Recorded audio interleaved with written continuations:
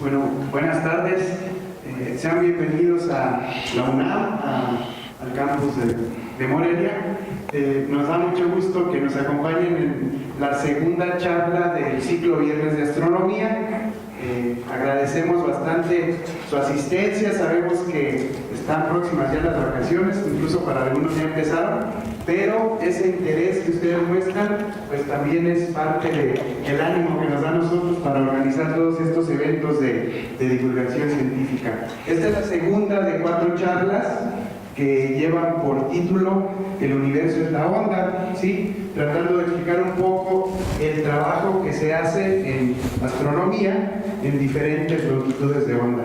El día de hoy, pues, tenemos bastantes actividades, además de la charla que va a estar muy interesante. Por ahí vamos a tener la misma dinámica que la sesión anterior. Al final de la charla vamos a hacerles por ahí unas preguntas, les vamos a pasar unos papelitos y alguna pluma para que puedan contestarlo. Relativo a lo que trató la charla, ¿sí? Entonces la intención es que le pongan mucha atención y la persona que mejor conteste pues se va a poder llevar a su casa un galeidoscopio, así como ya se lo llevó alguien hace un mes, y van a poder por ahí observar bastante bien, ¿no? Todo lo que nos da el cielo ahora que está muy despejado, ¿de acuerdo? Y pues ya para no avanzar tanto en el tiempo, pues aquí les presento al doctor Gustavo Bruzual. Sí, él es astrónomo, él es un astrónomo pues con bastante experiencia, muy reconocido internacionalmente, que trabaja en poblaciones estelares y evolución de galaxias, ¿sí? Créanme que pues es un honor tenerlo aquí, y pues preparó una charla muy interesante y los dejo aquí en muy buenas manos. Buenas noches. Buenas noches. Gracias, Rafa. Buenas tardes. De nuevo les agradezco que estén acá. El tema de hoy, como ven aquí, es una serie de 4 charlas hablando de las propiedades del universo en diferentes ventanas observacionales o en diferentes longitudes de onda, como decimos en física, lo cual va a requerir que les explique un poquito de qué realmente es lo que estamos hablando. ¿Qué será el universo ultravioleta? Primero tenemos que saber qué es la luz ultravioleta, que ustedes la conocen más o menos de la que se usa en publicidad, en discotecas, en lo que le dicen que no se expongan al sol porque es dañina, etcétera. Simplemente es un tipo de luz, igual que la luz que tenemos aquí en este auditorio, o la luz solar, solo que tiene unas propiedades un poco diferentes y es muy dañina para el cuerpo humano. Lo que les voy a hablar acá es, primero, qué es la luz ultravioleta, cómo se produce, cómo la podemos ver. O sea, nuestros ojos no la ven, ¿sí? Si ustedes ven una lámpara ultravioleta, lo que se van es a dañar la vista y no van a ver nada. Van a quedar ciegos. Y luego, cómo se usa la luz ultravioleta en astronomía, ¿sí? Entonces, primero vamos a hablar un poco de lo que llamamos el espectro electromagnético, que es más o menos esto acá. Esto es un arco iris, que todos ustedes han visto un arco iris cuando hay lluvia, que no es más que la descomposición de un rayo de luz en todos sus colores. El problema, lo que nosotros vemos, porque nuestros ojos son sensibles, es esto es realmente lo que llamamos el arco iris, ¿sí? Los colores que van desde el violeta hasta aquí el naranja, que aquí arriba lo dice la luz visible, ¿sí? Simplemente porque nuestros ojos son sensibles, la retina es sensible a estos colores, ¿sí? De este lado hay toda una cantidad de colores que nosotros no vemos, ¿sí? Aquí está el infrarrojo, el microondas que usamos en los hornos, las ondas de radio que se utilizan en los radios de los coches o cualquier radio que tengan en su casa, etcétera. Aquí, para que se den una idea de la luz, es una onda, es como tienen una cuerda, la mueven así, tiene este comportamiento. La diferencia es que cuando vemos diferentes colores, la distancia o la frecuencia de la oscilación de esa onda es diferente, ¿sí? es mucho más larga en las ondas de radio y la microonda que en la luz visible. Y a su vez en la luz visible es más larga que en esta luz aquí que llamamos ultravioleta, rayos X, rayos gamma, ¿sí? Fíjense que el ultravioleta es esta zona que está más allá del violeta, por eso se llama ultravioleta, no tenían otro mejor nombre que ponerle y le pusieron así. Entonces, aquí hay objetos que conocemos que tienen más o menos el tamaño de la longitud de onda característica. Por ejemplo, la luz visible es más o menos, la distancia aquí entre dos ondas es del tamaño de unos protozoarios, por ejemplo. Mientras que el ultravioleta es del tamaño de moléculas, los rayos X es tamaño de átomos, los rayos gamma es tamaños de núcleos atómicos. Y cuando vamos hacia el otro lado, se llama infrarrojo porque está más allá del rojo. Los físicos no tienen mucha imaginación, ¿no? Entonces, el infrarrojo es más o menos como la punta de una aguja, las microondas como una mariposa, las ondas de radio como los edificios o los seres humanos. Por eso las ondas de radio las podemos ver a través de un edificio, ¿sí? Porque pasan por el edificio y no pasa nada. En cambio, cuando la onda es muy pequeña, una pared nos la obstaculiza. Si aquí hay unos números, esto nos da, es una medida de la frecuencia, o sea, de cuántas ondas hay en una unidad de tiempo, pero eso no importa. Lo que es más interesante es que vean este termómetro aquí. O sea, la luz no se produce de la nada, ¿sí? La luz viene porque la producen objetos calientes, ¿sí? Átomos calientes que al sufrir transiciones físicas van a emitir radiación, que es luz. Entonces, aquí tenemos una idea de las temperaturas a las cuales se producen estos tipos de luces. ¿Sí? Entonces vemos que mientras más energética, tipo rayos X, rayos gamma, necesitamos mayores temperaturas, ¿sí? 10 millones de grados, mientras que la luz visible es apenas menos de 10.000 grados, ¿sí? Y aquí, para estas longitudes de onda, ya estamos a temperaturas bajo cero, ¿sí? O sea que es muy sensible a la temperatura. ¿Esto qué quiere decir? Si ustedes tomaran un objeto y lo van calentando, va a empezar a emitir ondas de radio, luego microondas, infrarrojo, se va a poner visible y eventualmente va a ir cubriendo todas estas longitudes de onda. Entonces, esto nos suena parecido a lo que sucede en la astronomía cuando vemos estrellas, ¿sí? Son objetos calientes que emiten radiación. Entonces, ya vamos a intuir que mientras más caliente sea una estrella, más radiación en este lado del espectro, o sea, más hacia el azul y el ultravioleta, va a emitir, ¿sí?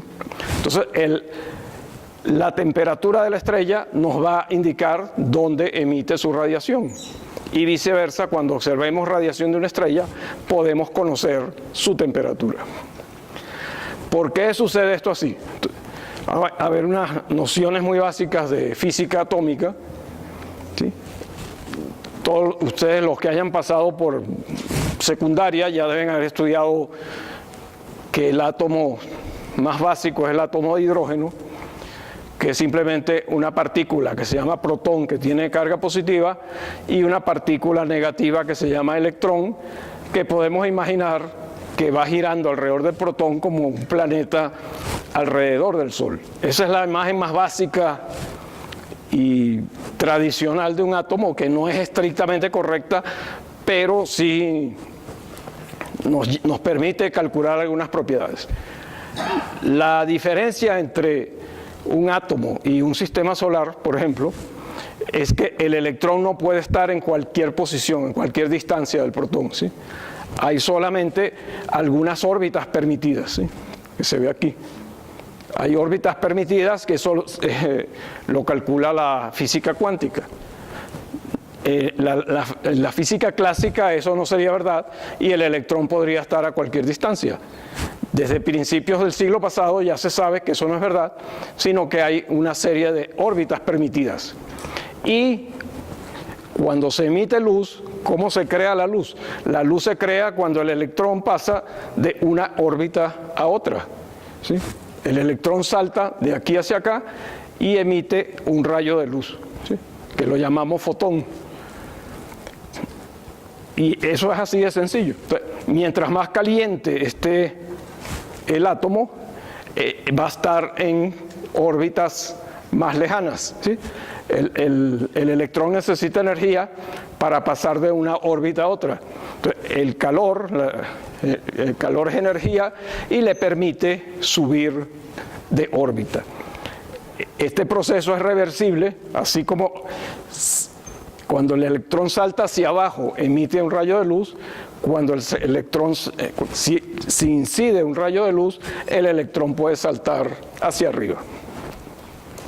Otra manera más sencilla de ver esto, podemos pensar el átomo como un resorte con una partícula positiva en un extremo, una partícula negativa en el otro, y en su estado más relajado sería así: el resorte no está estirado. Cuando le damos cierta energía, es equivalente a estirar el resorte, lo alejamos, y cuando lo soltamos va a emitir la energía y vuelve a su estado de reposo. Esta energía sería luz, radiación electromagnética. Entonces, ¿qué tiene que ver todo esto con la astronomía y con el ultravioleta? Por ejemplo, este es el mismo átomo de hidrógeno, que es el más básico, ¿sí? No hay nada más fundamental que el hidrógeno, es un protón y un electrón, es lo más sencillo que puede haber en la naturaleza. Tenemos acá el nivel base, que sería esta primera órbita, ¿sí? Luego la segunda órbita, la tercera órbita. Entonces, cuando tenemos un electrón que salte hacia la primera órbita desde cualquiera de las otras órbitas, esto lo puede imaginar como una pelota que cae desde un nivel alto al piso, la radiación que se emite va a ser radiación ultravioleta, ¿sí? Entonces, ¿cómo se produce la luz ultravioleta? Simplemente que haya hidrógeno lo suficientemente caliente para que el electrón esté en niveles altos y que al caer al nivel base, al nivel 1, emite luz ultravioleta. Si al contrario el electrón se frena en el nivel 2 y no llega al 1, la luz que vemos es visible. Es la luz que vemos en las nebulosas, como la nebulosa de Orión. Y si llega al nivel 3, al nivel 4, al nivel 5, es luz infrarroja, ¿sí? Es extremadamente sencillo, ¿sí? Eso es uno de los grandes logros de la mecánica cuántica, que logró explicar esto, y es tan sencillo como el salto de una partícula de un nivel a otro, y dependiendo del final, o sea, del estado inicial y del final, vamos a ver en qué parte del espectro electromagnético sale la radiación, ¿sí? Esto que está acá es la energía, y esta energía tiene que ver con la energía de la radiación, y mientras más alto es el salto, mayor es la energía, y por eso la vemos como distintos colores, ¿sí? Recuerden que mientras más energético, más azul es la radiación, o más ultravioleta en este caso. Entonces no hay misterio, ¿sí?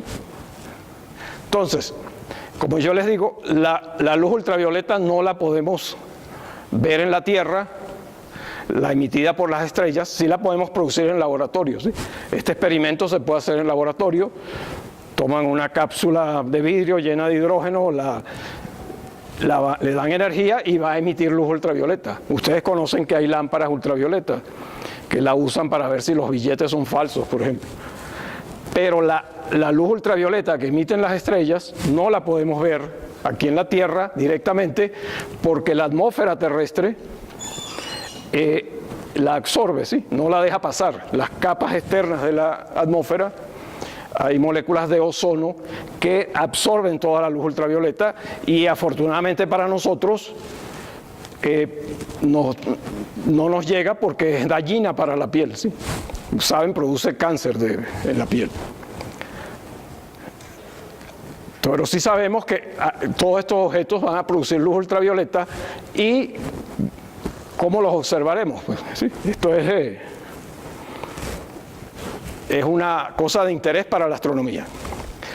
Entonces, la única manera de ver directamente objetos astronómicos emitiendo luz ultravioleta, objetos cercanos a nosotros, es poner un satélite que esté fuera de la atmósfera, que tenga un telescopio que pueda tomar datos en el ultravioleta. Fíjense que esto apenas se logró. Este es el primer satélite que funcionaba en el ultravioleta, que se llamaba IUE, apenas en 1978, que no hace muchos años, ¿sí? Entonces, hasta este momento, prácticamente el universo ultravioleta era desconocido, ¿sí? Se suponía que allí estaba, pero no lo habíamos podido observar. Luego ha habido satélites mucho más poderosos. Está el telescopio espacial Hubble, que está en los últimos años de su vida.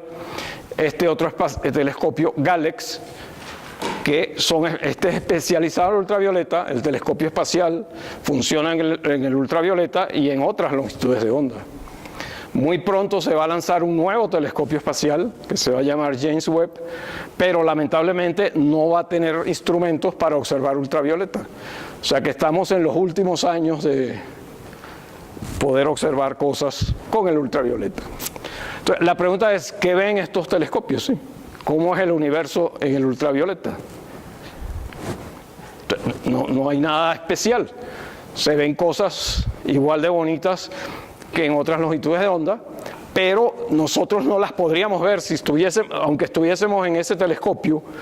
Nuestros ojos no son sensibles al ultravioleta, porque obviamente como aquí no hay radiación ultravioleta, la evolución humana no vio la necesidad de tener ojos sensibles al ultravioleta. Pero por ejemplo, esta es una estrella que se va moviendo y va creando esta onda de proa que llaman, y todo esto es gas hidrógeno que está emitiendo radiación ultravioleta porque ha sido calentado, y los fotones y los electrones, como les dije antes, están cayendo al nivel base, emitiendo este tipo de radiación, ¿sí? Entonces, son fenómenos que existen. Esto, primero les voy a enseñar esto es un cúmulo globular. Los que vengan ustedes a estas charlas con frecuencia saben que estos son del orden de 100.000 estrellas que viven juntas en el espacio desde que nacieron prácticamente, ¿sí? Son como 100.000 gemelos que están viviendo siempre en la misma familia y los llamamos cúmulos globulares. Estos mismos objetos en el ultravioleta lucen bastante diferente. Se ven que son grupos de estrellas, se ven muchas estrellas azules que son muy brillantes en el ultravioleta, que en esta foto no las ven, porque esta no era sensible, esta es tomada desde la Tierra, mientras que esta es tomada del espacio, y estas estrellas muy azules son las que llamamos estrellas enanas blancas, que es el producto final, como decir, el cadáver de una estrella, que son muy calientes y mientras se enfrían, emiten mucha radiación ultravioleta. Entonces, este tipo de observaciones nos han permitido comprobar muchas teorías acerca de la evolución estelar, porque los astrónomos, los astrofísicos saben calcular en un cúmulo así, en este grupo de estrellas, cuántas de estas estrellas azules debería haber, por ejemplo. Entonces, todas estas teorías nos permiten avanzar, las observaciones nos permiten avanzar en las teorías de cómo se comportan las estrellas. Y no es lo mismo tener simplemente estas observaciones en las longitudes de onda visibles que cuando la podemos complementar con otras bandas del espectro donde tenemos más información. Por ejemplo, esta es la galaxia de Andrómeda, que todos ustedes ven con frecuencia, pero aquí está vista en el ultravioleta. Fíjense que no es igual, o sea, es muy parecida, pero no idéntica a la imagen tradicional en luz visible, ¿sí? Si ustedes van a un telescopio, cualquiera de estos que hay aquí, ponen su cámara fotográfica, lo que van a obtener es una imagen de este estilo. Mientras que en el ultravioleta, fíjense que hay mucho más detalle, no se ve, aquí se ve esto como difuso, ¿sí? Hay poco detalle de estructura de los brazos espirales. ¿Y eso por qué? Porque en los brazos espirales hay estrellas muy jóvenes, recién formadas, que son muy que estamos viendo acá en detalle, ¿sí? Mientras que esas estrellas no se ven desde la Tierra y aquí lo vemos todo como algo difuso y borroso. Y esa es la galaxia más cercana, ¿sí? Imagínense, galaxias más lejanas, la pérdida de información es mucho más grande. Por ejemplo, esta es otra galaxia muy conocida, M51, que llaman el remolino, vista en el ultravioleta y comparada con su imagen clásica en la luz visible, ¿sí? Fíjense que es la misma forma, pero aquí hay mucho más detalle de puntos brillantes, que son de nuevo estrellas muy calientes que están emitiendo mucha radiación ultravioleta, por lo que les explicaba antes. Hay muchas transiciones hacia niveles base, desde niveles altos de los átomos, en los cuales han sido excitados por las altas temperaturas. Entonces, lo primero que vemos que al salir, al asomar la cabeza fuera de la atmósfera, nos damos cuenta que hay todo un universo que brilla en luz ultravioleta. A su vez, hay objetos que son más bien tipo parasitarios que emiten radiación debido a que hay una estrella que los calienta, o sea, una estrella que emita mucha luz ultravioleta puede calentar al gas hidrógeno que está en sus cercanías y convertirlo en gas visible. Esto es lo que sucede en lo que llamamos las nebulosas, tanto nebulosas de emisión, regiones H2, como las nebulosas planetarias. Y ustedes han visto muchas de este tipo, ¿sí? Todo este gas rojo es el mismo gas hidrógeno, el mismo dibujito con las órbitas. Cuando salta del nivel 3 al nivel 2, el electrón emite esta radiación rojiza. ¿Y por qué el hidrógeno iba a estar en el nivel 3? Porque hay alguna estrella cercana que calienta el gas hidrógeno, lo lleva al nivel 3 y cuando pasa al nivel 2 emite esta radiación roja, característica de las nebulosas de emisión. Y fíjese, estas nebulosas siempre van a estar cerca de estrellas muy brillantes, muy azules, muy calientes, que son las responsables de calentar el gas hidrógeno. Igual, todas estas fotos espectaculares que siempre salen en la prensa y en los libros de arte astronómico son debidas o producidas por este fenómeno. O sea, aunque no veamos la luz ultravioleta, vemos sus consecuencias. Entonces ya hemos visto que podemos ver los objetos directamente desde el espacio o a través de la atmósfera las consecuencias de objetos que emiten luz ultravioleta. Igual acá, fíjense, toda esta cantidad de estrellas calientan al hidrógeno que está acá y lo vemos en luz ultravioleta.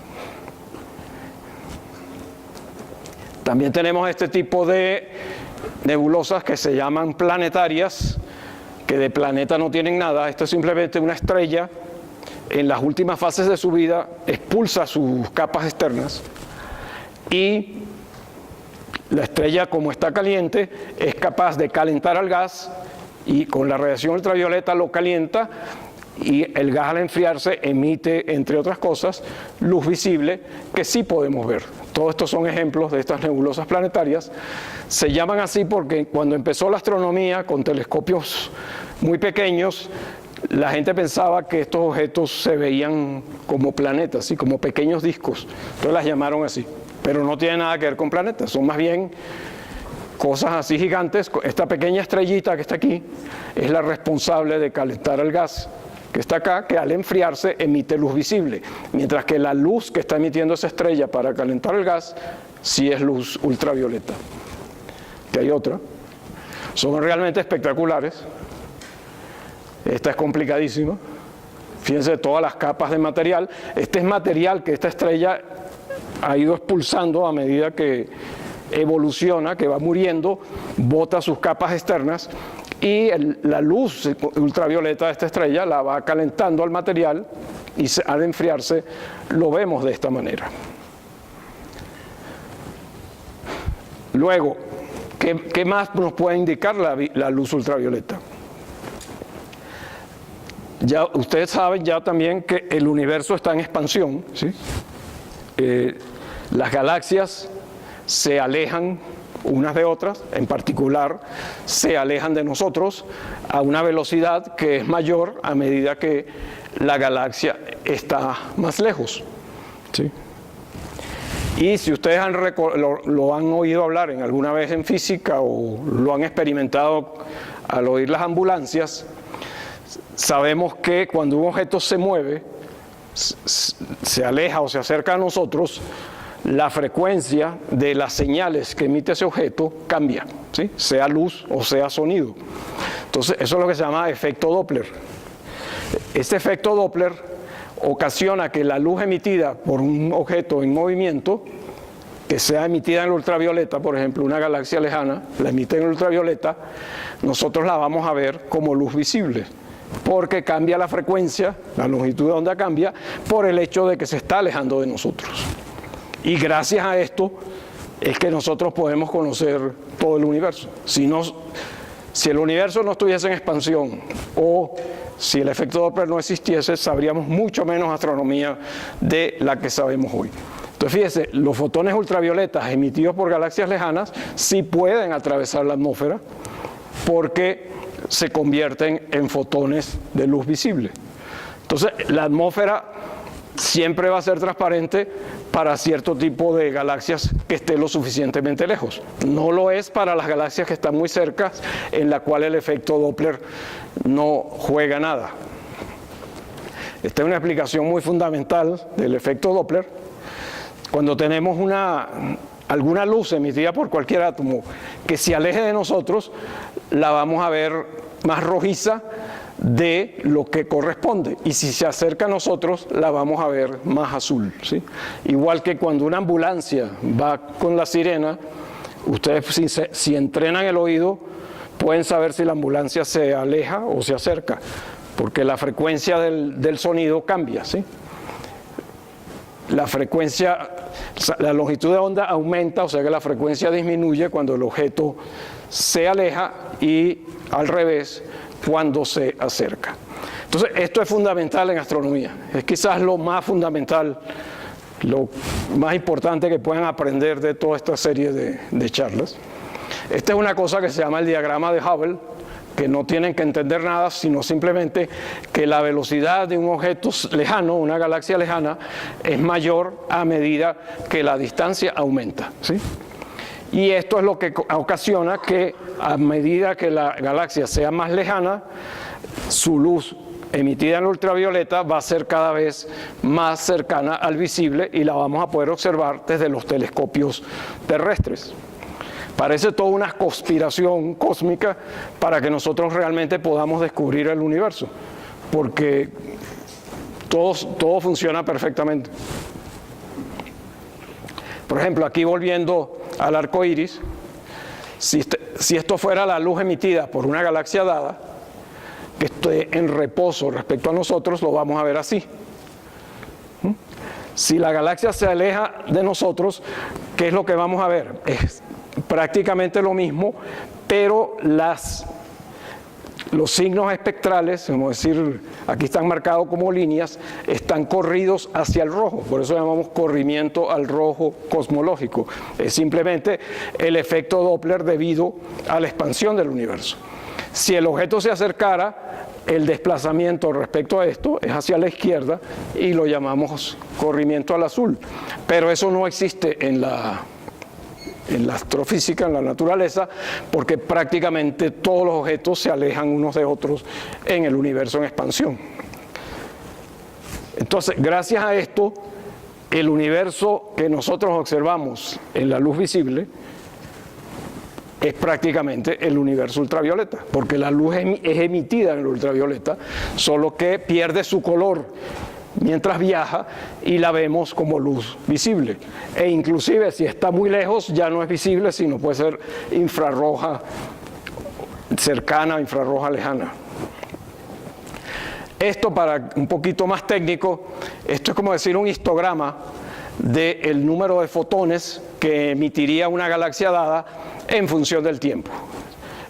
Solo quiero que vean que es una curva que tiene muchos fotones. Esta es la zona ultravioleta, aquí, ¿sí? Hay mucha luz, el histograma es alto en esta zona cuando la galaxia está en reposo. Cuando la galaxia se aleja debido a la expansión del universo, hay muy poca luz en la zona ultravioleta y la luz se ha movido a esta zona que es la zona de la luz visible.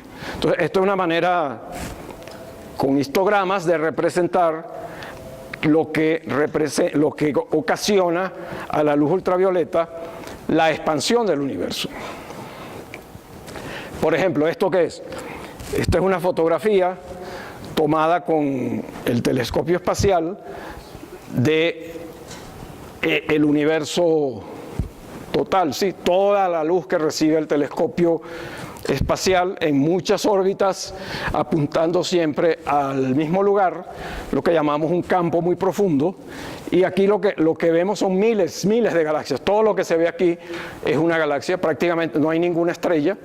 Esto es una zona del cielo que se escoge donde no haya estrellas, ¿sí? Y apuntan días y días y días al mismo sitio para recolectar toda la luz. Quizá esta es una estrella aquí, sí, esta que se le ven los 4 picos. Todo lo demás son galaxias, desde galaxias grandes hasta galaxias mínimas, ¿sí? Y aquí lo interesante es que esto es una fotografía de objetos a muy diferentes distancias, ¿sí? A muy diferentes velocidades respecto a nosotros. Y aunque las estemos viendo acá, esto fue en luz visible, la luz que salió de cada una de estas galaxias fue emitida a colores muy diferentes, ¿sí? Mientras más pequeñita y más azul es la galaxia, probablemente está más lejos, se está alejando de nosotros a una velocidad mayor y más radiación ultravioleta está emitiendo, ¿sí? Entonces aquí estamos viendo en una simple fotografía que costó cientos de millones de dólares probablemente, todo el desarrollo que hay detrás de esto. Estamos coleccionando toda la radiación emitida en una zona del universo que es del tamaño de una moneda pequeña en radiación ultravioleta desplazada hacia luz visible gracias a la expansión del universo. Entonces, si alguien les pregunta cómo es el universo ultravioleta, prácticamente esta es la mejor representación que pueden tener, ¿sí? Cualquiera de los campos profundos del Hubble, que son este tipo de imágenes, lo que estamos viendo es luz ultravioleta desplazada a la luz visible por la expansión del universo. Aquí hay otra imagen de este estilo, que esta ya es una zona más profunda todavía, ultra profunda, la llaman ellos. Fíjense, gran cantidad de galaxias, una que otra estrella. Igual, mientras más lejana, más azul es la luz cuando la emiten, aunque todas las recibimos en la misma color, ¿sí? Lo interesante aquí es que estamos viendo una fotografía, todas llegan con el mismo color, aunque la luz sale con muy diferentes colores, ¿sí? Mientras más lejos, más ultravioleta, ¿sí? Igual, algo muy interesante que también es importante es el fenómeno de las lentes gravitacionales que nos permiten estudiar objetos muy lejanos cuando tenemos frente a ellos a un objeto como esto que llamamos un cúmulo de galaxias, que no es más que un gran conglomerado de galaxias. Cada zona de estas amarillas es una galaxia gigante, todas juntas es una enorme masa que actúa como una lente gravitacional y nos permite ver objetos muy lejanos, ¿sí? Como estos. Fíjense, este cuadrito que está aquí, una ampliación la vemos acá, y aquí no hay nada, la luz visible, en este caso, en el telescopio espacial, aquí no vio nada, ¿sí? O sea, no hay luz. En cambio, vamos a un telescopio infrarrojo, el mismo telescopio Hubble, pero con una cámara que puede detectar el infrarrojo, y si ve algo, ¿sí? Aquí hay algo cuando lo veo en el infrarrojo, no hay nada cuando lo veo en la luz visible. Y si me voy a un telescopio especializado en el infrarrojo, veo que hay muchísima luz. ¿Y esto por qué es? porque esta es una galaxia aún más lejana que estas otras, es muy lejana, la estamos viendo aquí gracias a que esto actúa como una lupa, es una lupa gravitacional, ¿sí? Que nos permite ver objetos muy lejanos, y aquí el efecto Doppler es tan grande que la luz ultravioleta emitida por esta galaxia ya no ni siquiera es visible, sino que está en el infrarrojo. Entonces, estas son galaxias formadas cuando el universo era realmente muy joven, ¿sí? Apenas tendría unos 700 millones de años, la edad del universo. O sea que la luz ha viajado desde que salió de allá para llegar a nosotros prácticamente el 90% o más de la edad del universo. El universo tiene 13.7 millones de años, más o menos, y la luz ha estado viajando todo este tiempo para llegar aquí a un telescopio y fallecer allí. Entonces, es algo interesante, ¿sí? Seguimos viendo luz ultravioleta, pero en una banda diferente, en este caso la longitud de onda infrarroja, ¿sí? Entonces, de todas estas galaxias muy lejanas, siempre vamos a estar observando como luz visible los fotones que fueron emitidos en la banda ultravioleta gracias a la expansión del universo. Si se aprenden eso, ya habrán aprovechado la charla. Ahora, el universo mismo lo podemos ver gracias a la radiación ultravioleta. ¿Por qué? O sea, una cosmología de 4 líneas nos dice lo siguiente, ¿sí?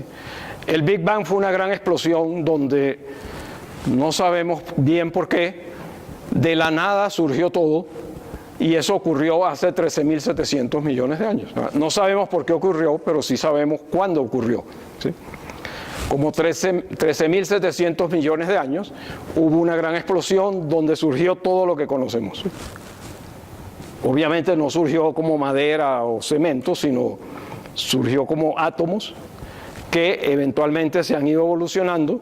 Al principio todo era hidrógeno y un poquito de helio, y ha ido evolucionando las estrellas han ido formando otros elementos químicos, de los cuales sale el carbono, oxígeno, nitrógeno, que nos forman a nosotros y a esta materia orgánica, etc. Entonces, esta materia era muy caliente, ¿sí? Se puede imaginar una explosión muy, muy caliente. Entonces, a medida que el material se va alejando, expandiendo el universo, va perdiendo energía y se va enfriando, ¿sí? Eso también lo saben calcular los físicos, una especie de ley de la termodinámica. Entonces, una vez que había transcurrido esto, fíjense que es muy poco en términos astronómicos, estamos hablando de que la edad es 13.700 millones de años, y en menos de 1 millón de años, o sea, 378.000 años, que no es nada en términos astronómicos, después de la explosión, ya el universo estaba tan frío que la luz no podía calentar al hidrógeno lo suficiente como para separar al protón del electrón, ¿sí? Si ustedes calientan mucho un átomo de hidrógeno, le dan mucha energía, el electrón y el protón se separan, que es lo que llamamos que se ioniza, ¿sí?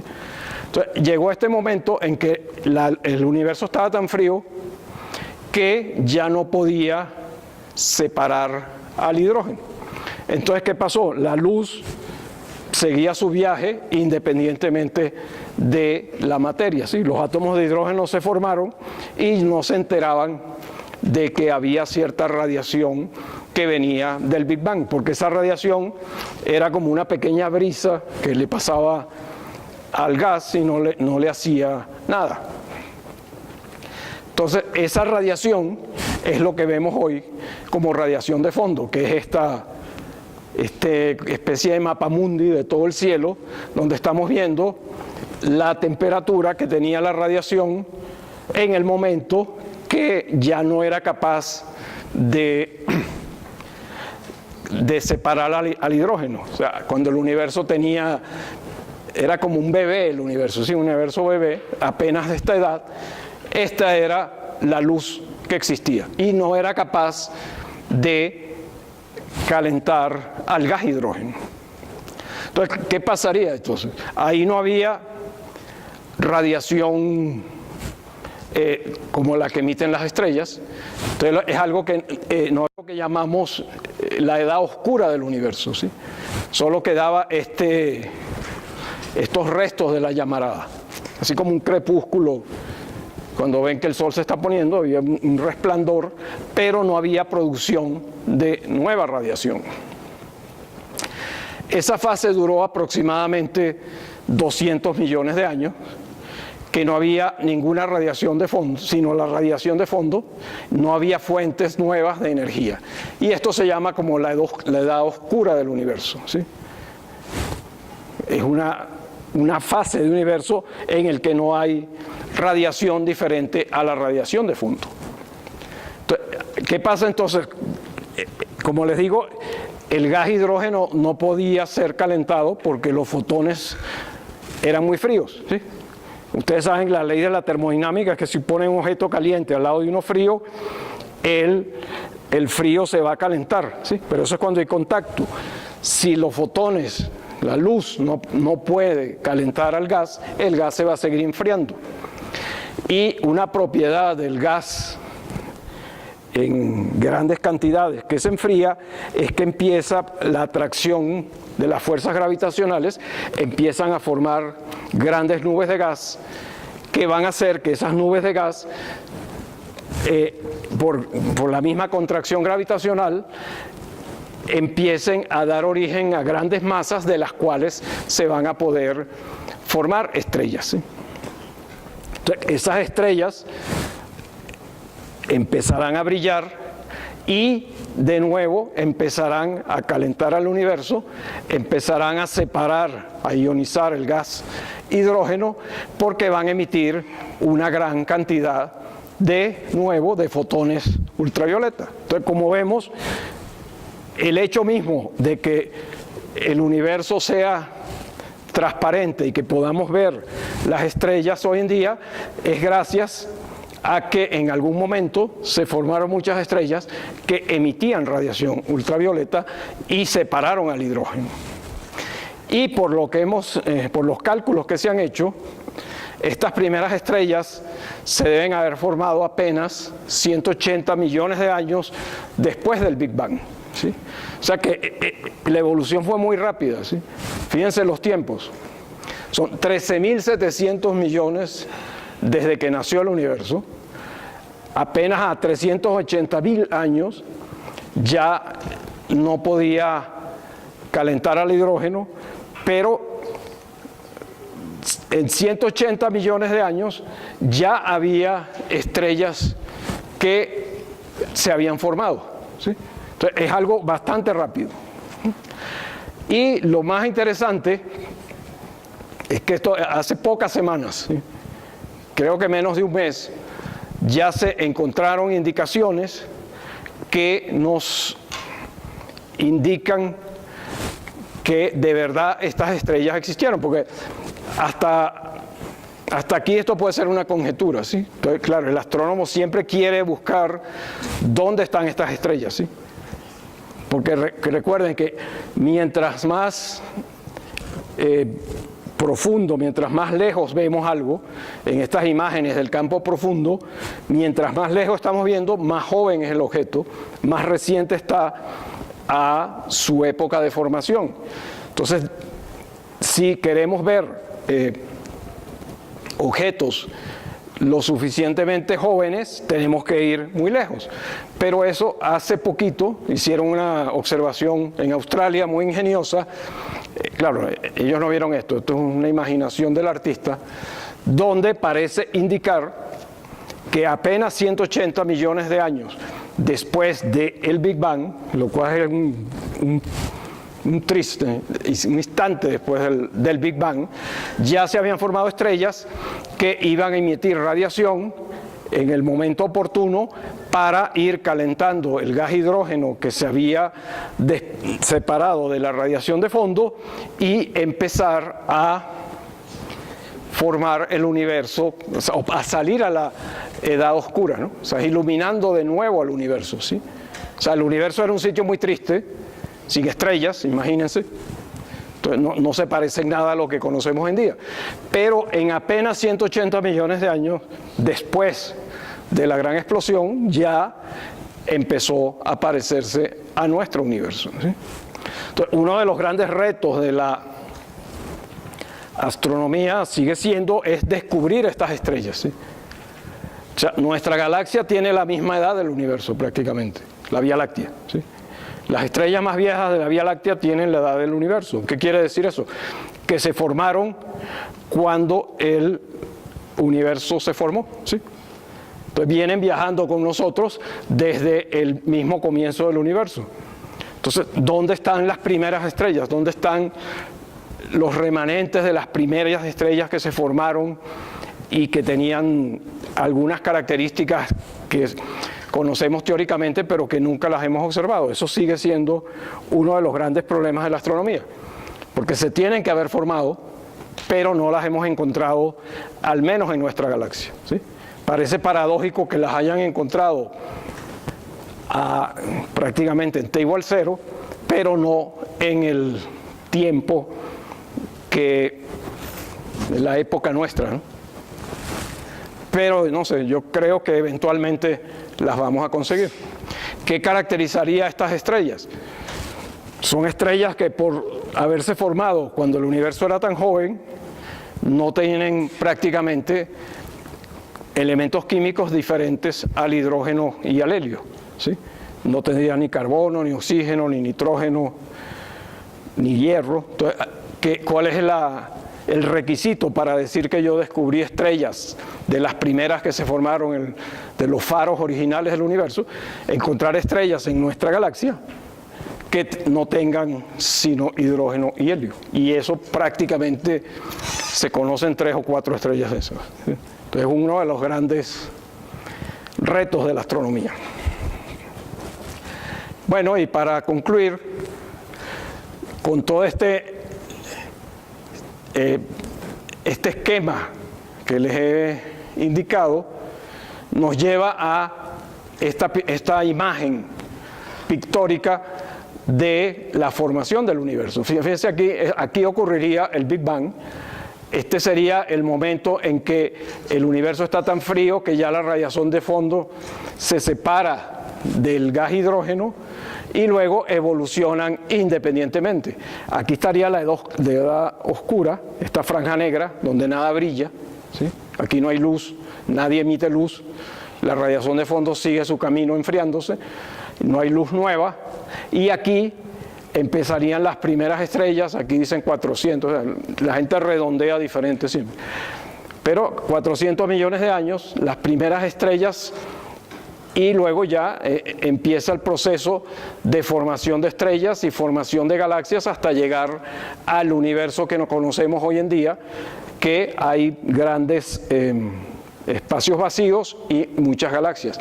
Fíjense que al principio había muchas galaxias, pero pequeñas, ¿sí? Y a medida que vamos al presente, aquí está el presente, lo que vemos son galaxias más grandes que se han ido formando por la colisión de galaxias pequeñas, ¿sí? Entonces eso está bastante bien entendido. Casi todos los astrónomos y astrofísicos creen que esa es la verdad verdadera. Hay muchos detalles que no conocemos, como probablemente ustedes saben, que la mayor parte de la materia no la vemos, que es lo que llamamos materia oscura. No tiene nada que ver con la edad oscura, sino que las fuerzas gravitacionales en el universo son mucho mayores que la que pueden ejercer las estrellas que conocemos. Entonces tiene que haber alguna cosa que llamamos materia oscura, porque no la vemos, que es responsable de la fuerza gravitacional. Y peor aún, hay más cantidad todavía de algo que llamamos energía oscura, porque eso que decía que el universo se expande, no solamente se expande, sino que se expande aceleradamente, ¿no? Como si ustedes lanzan una pelota hacia arriba y en lugar de frenar y caer, cada vez se va más rápido y más rápido. Entonces hay algo que está acelerando el universo a velocidades más allá de las que podemos entender, y algo que está frenando el universo en otra escala con una fuerza gravitacional mucho mayor que la que podemos entender. Aparte de esos pequeños detalles, el resto está más o menos bien entendido, y se cree que esto es un modelo bastante claro del universo, sobre todo estos números. A raíz de esta observación, paradójicamente, van a poder determinar propiedades de la materia oscura. Van a poder saber, por razonamientos muy complicados, el hecho de que hayan detectado estas estrellas en ese momento les va a dar información acerca de las propiedades de la materia oscura en esa época, que probablemente dentro de 1 o 2 o 3 años ya habrá charlas de divulgación acerca de propiedades de la materia oscura derivadas de las primeras estrellas que se formaron en el universo. Bueno, me dijeron que había un examen final aquí. Entonces, estas son las 3 preguntas que los no astrónomos de la audiencia pueden responder para optar a este telescopito que está aquí. O sea, ¿por qué no podemos recibir en la Tierra la luz ultravioleta? ¿Cómo observan la luz ultravioleta los astrónomos? ¿Y qué efecto tiene la expansión del universo en la luz ultravioleta? Aquí Rafa va a darles los... Bueno, pues vamos a darle un aplauso al doctor por la... Muchas gracias. ¿Primero vienen las preguntas o...? Sí, bueno, pienso que podemos hacer primero la dinámica. Sí, porque... ¿Les parece bien? Así tienen más fresco conocimiento. Y no me preguntan las preguntas. Que no te van a preguntar eso. Y después podemos hacer una serie de preguntas con relación a la charla. ¿De acuerdo? Entonces, pues el día de hoy les vamos a pedir cooperación para ir pasando los papelitos y las plumas que tenemos aquí. Entonces, si alguien amablemente nos ayuda, y las vamos a pasar de mano en mano. Y aquí hay una cajita que tiene algunas plumas, y les pasamos un puñito. Y también tenemos por aquí unas plumas que son cortesía de Iria, pueden pasarlas con ustedes. Deme alguna para... Un regalo el día de hoy. Pueden ir pasando con las hojitas. Y ¿Puedes dar otra? por ahí va. ¿Ah? Tengo Sí. otra. Creo que hay suficiente para todos. Si no llegan a alcanzar las plumas, pues ahí la comparten, ¿no? Eso no vale aquí. Jairo, a ver si te pela. Tú no compites para que te ganes el premio. Eso no vale.